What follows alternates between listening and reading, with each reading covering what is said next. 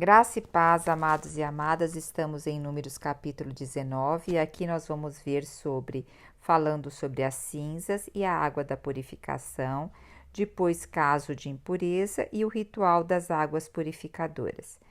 Interessante, se a gente pegar essa passagem bíblica e ler ela fora do contexto, podemos falar que o povo judeu, ou que o Senhor ordenava muitos rituais, que eles eram até místicos nessas partes, porque quando as pessoas extraem pequenas porções da Bíblia, sem ver a Bíblia, porque a Bíblia explica a Bíblia, então nós temos que ver um contexto geral.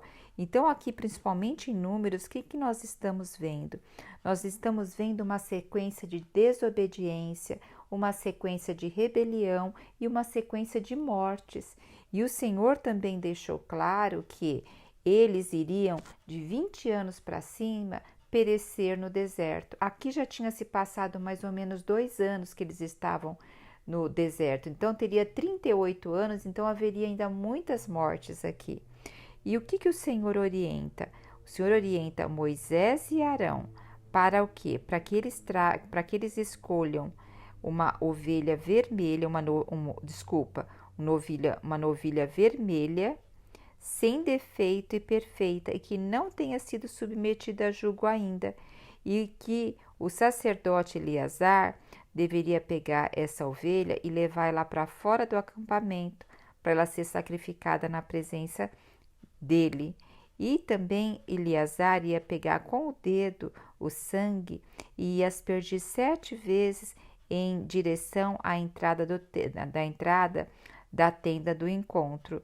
E depois o que também ia queimar essa novilha, ia queimar ela por completo. E o sacerdote, ele vai ter que o quê? Lavar as suas vestes, banhar seu corpo com água, e depois disso ele vai poder entrar no acampamento e ainda ficará impuro até a tarde. E da mesma maneira, aquele que queimou a novilha lavará as suas vestes. Então, tanto o sacerdote que estava ali, que tocou no sangue, estava na presença, como aquele que queimou a novilha, também teria que se banhar e era considerado imundo até a tarde. E aqui nós vemos no versículo 9 que diz assim: e um homem considerado cerimonialmente puro se encarregará de recolher as cinzas da novilha. E o que vai fazer com essas cinzas? Vai depositar num local puro, fora dos limites do acampamento. E aqui depois vai explicar como faz aqui a parte das cinzas. Mas agora o que eu quero ressaltar aqui com vocês? Que veja só, tanto o sacerdote, aquele que pegou o sangue, aspergiu lá 7 vezes voltado para o tabernáculo, quanto aquele que queimou a novilha, eles eram considerados o quê? Aqui impuros, então eles deveriam lavar as suas vestes e ficariam impuros até o final da tarde. Então, o que nós vemos? A morte é o quê? A morte é o salário do pecado. Qual é o final do pecado? É a morte. Então, quando se toca na morte, o sangue que verteu da morte, significa que eu estou tocando no final do pecado, que é o salário, é a morte. Então, a pessoa se torna impura. E para que essa ovelha foi sacrificada fora do arraial e também foi pego essas cinzas dela? Veja o que diz aqui no versículo 9, na parte B. Diz assim: ali as cinzas serão guardadas pelo povo de Israel, a fim de serem usadas na preparação da água lustral, que tira a impureza das pessoas. Essa cerimônia serve como sacrifício para tirar pecados. Aquele que tiver recolhido as cinzas da novilha lavará suas vestes e ficará impuro até a tarde. Então, esse também que colheu as cinzas também ficava impuro. E essas cinzas, elas eram misturadas depois numa água, que as pessoas depois elas seriam aspergidas com essa água quando tivesse tocado no morto ou nessa impureza da morte. Como diz aqui no versículo 11, olha só: aquele que tocar em alguma pessoa morta se tornará impuro por 7 dias, e aí ela deveria se purificar com a água lustral.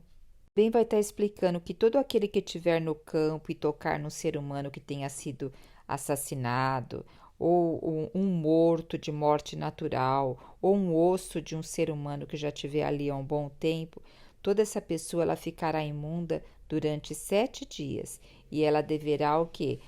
Ter esse ritual da água lustral. Se ela não tiver, ela será banida do acampamento.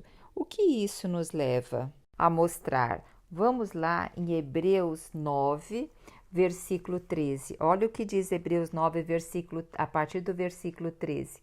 Portanto, se o sangue de bodes e de touro e a cinza de uma novilha, olha aqui falando dessa passagem, aspergidos sobre os contaminados que se contaminados, os santificam quanto à purificação da carne, muito mais o sangue de Cristo, que pelo Espírito Eterno a si mesmo se ofereceu sem mácula a Deus, purificará nossa consciência de obras mortas, para servirmos ao Deus vivo. Então, por isso mesmo, ele é o mediador da nova aliança, a fim de que, intervindo a morte para a remissão das transgressões que havia sobre a primeira aliança, recebamos a promessa da eterna herança àquele que tem sido chamado. Olha que glorioso. Hoje, quem é essa novilha, essa novilha vermelha, esse novilho vermelho? É o nosso Senhor Jesus. Ele hoje é essa água purificadora e Ele quer nos purificar de qual morte? Aqui fala da nossa consciência. Então, todo dia hoje nós tocamos na morte. Nós vivemos num mundo que jaz no maligno. Nós temos uma mente caída. Então, todo dia nós tocamos na morte. Veja só, Cristo foi o único que tocou na morte e ele não foi contaminado. Pelo contrário, ele purificava aquilo que ele tocava. Ele é essa água lustral. Lembra? Quando Jesus esteve aqui na terra, ele tocava em leprosos e os leprosos ficavam curados. Ele tocou aquela mulher com hemorragia de sangue, com hemorragia há mais de 12 anos, ela tocou no Senhor e ela ficou curada. O Senhor também, Talita, era uma menina, o Senhor pegou na mão dela e ela ressuscitou. Então veja, o Senhor é hoje essa água lustral. Ele quer tocar em nós e Ele quer nos purificar. E só nós, seres humanos, temos consciência. E essa consciência nos faz ver quando nós pecamos e quando nós não pecamos. Porém, nós vivemos num mundo tão contaminado hoje que a gente nem percebe que a gente está tocando na morte. Porque a gente vai se acostumando com algumas coisas. A gente vai se acostumando a ouvir, a falar, a fofocar, a murmurar, a reclamar. E a gente vai tocando na morte todos os dias. Olha que interessante, as pessoas, a Bíblia nos mostra que quando alguém chegava numa casa, era respeito até receber bem aquela pessoa, lavar os pés das pessoas. O que isso significava, assim? Porque as pessoas andavam de sandálias e elas sujavam muito os pés. Então, quando elas chegavam na casa, era dado bacia e a pessoa, o servo daquela casa que lavava os pés daquela pessoa, a pessoa mais humilde daquela casa lavava os pés. E vocês lembram que Jesus, ali na ceia junto aos discípulos, que ele lavou os pés dos discípulos? Os discípulos já estavam com o Senhor, já tinham o Senhor, mas ali ainda precisava lavar os pés. E Pedro falou: não, Senhor, não precisa lavar meus pés, eu que tenho que lavar os seus, não é o Senhor, não. Aí o Senhor falou para Pedro que se não lavasse os pés dele, Pedro não teria parte com ele. Aí Pedro falou: então o Senhor me lava por completo. Mas o Senhor mostrou que era só os pés.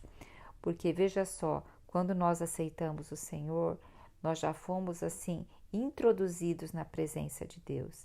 Mas todo dia nós estamos o quê? Com os nossos pés sujos. E o que lava os nossos pés todo dia?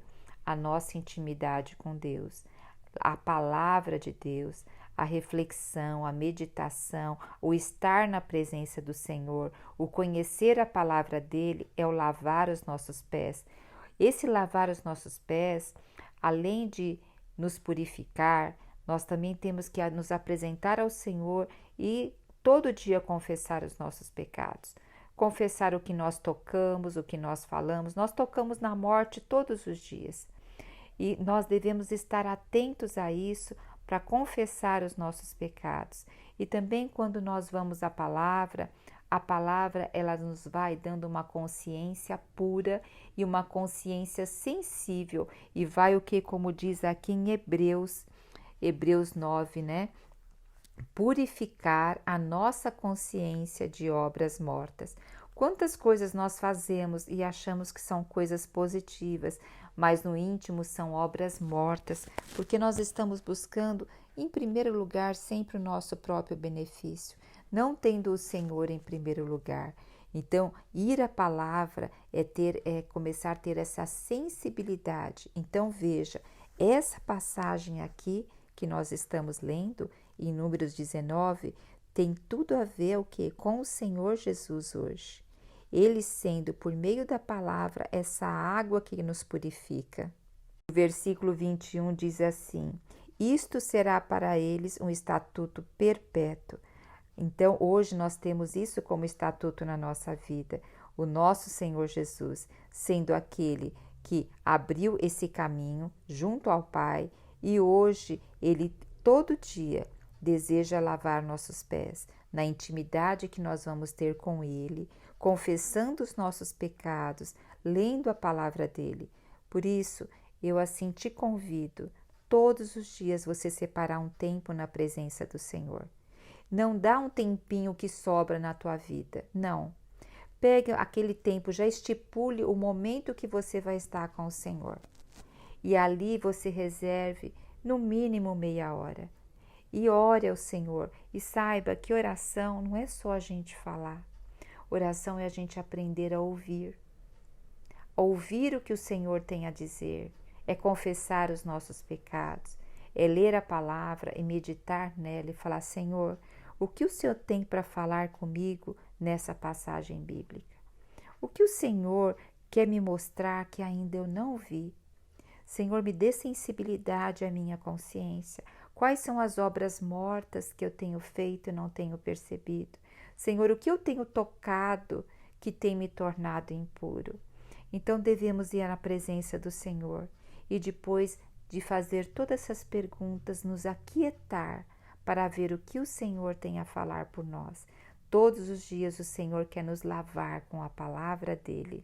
Aleluia! Jesus Cristo é o nosso Senhor.